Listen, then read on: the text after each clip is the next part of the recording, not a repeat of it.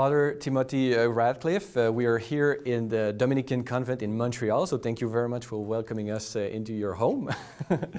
So I have a question for you, because as we know, we are in the middle of a crisis management at the universal level of the church, a crisis regarding the protection of minors. So what do you have to say for the church? What are your advice for this crisis in which we're in?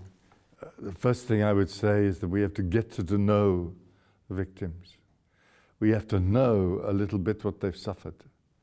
We have to enter into their suffering. The temptation is to think that they're a problem to solve. It isn't a problem to solve, it's an experience to live with them. If we live it with them, I think we can be enriched. We can be transformed. If we think it's a problem to solve, we will not really go forward. So that's the first thing I would say. Really listen. Really know how utterly destructive the abuse is for the very interior of somebody. I talked with a man aged about 50, a doctor, who had been abused by his own father from the age of 2 to 17. And he really taught me how great is the suffering, the destruction of the person. The second thing I would say is I think that we have to have lay people who are in charge of verifying that we fulfill our obligations for protection. You cannot leave it to the superior generals or to the bishops.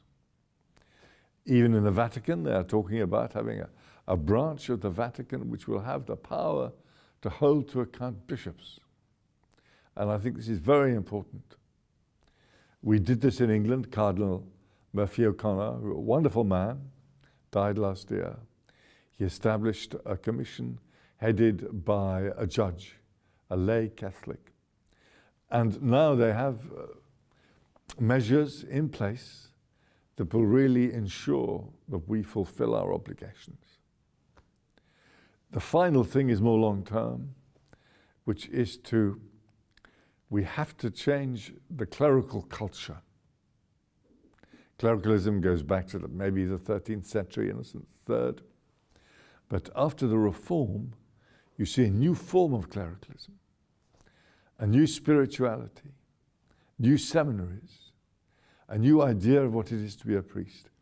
And it was very strong, and it was very successful, and it saved the church perhaps from extinction. So it was a moment of which we should be proud, but it had weakness. And the weakness was the temptation to have an introverted clerical caste, which was responsible to no one. And it's that sort of mentality which allows the cover-up of sexual abuse.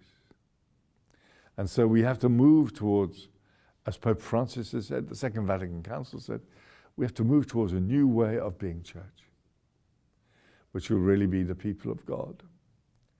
And this is what is coming to be now, which is why I have hope, even in the middle of this really painful and terrible time. Mm.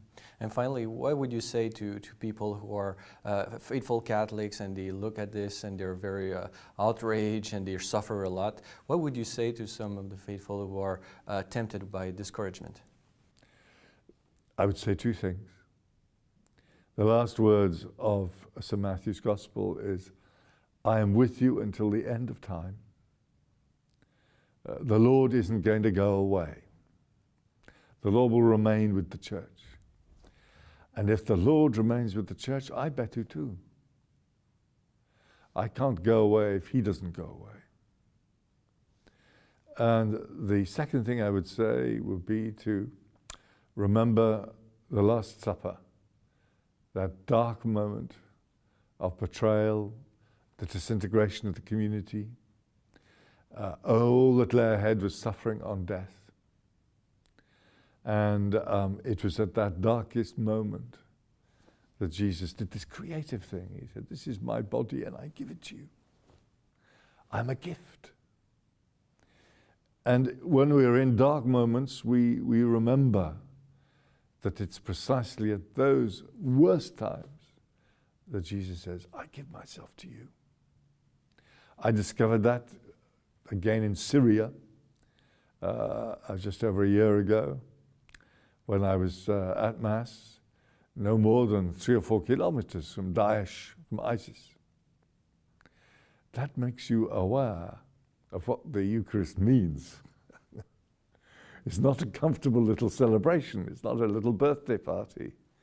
It's a celebration in the face of the worst suffering and death, where we find our deepest hope. Father Timothy Radcliffe, thank you very much for this interview.